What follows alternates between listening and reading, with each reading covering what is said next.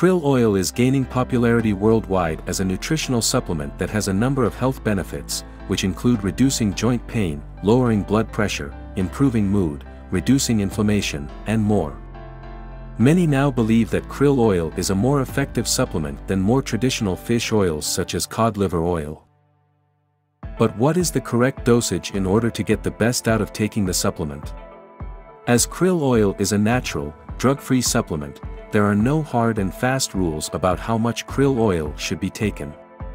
However, a number of studies have been undertaken to determine a good dosage of krill oil for adults.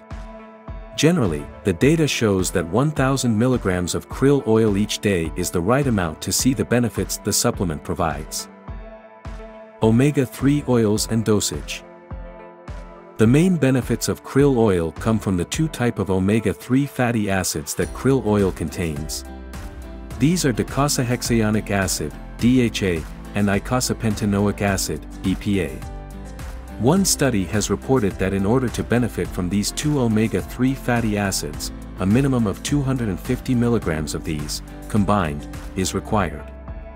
If you're studying the label of your krill oil capsules, you may notice that the usual 1,000 milligrams dose of krill oil contains less than 250 milligrams of DHA and EPA, but this isn't anything to worry about.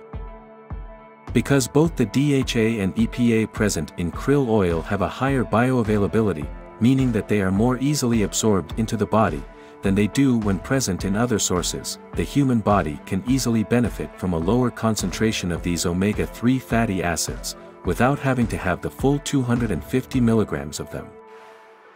Other things to consider.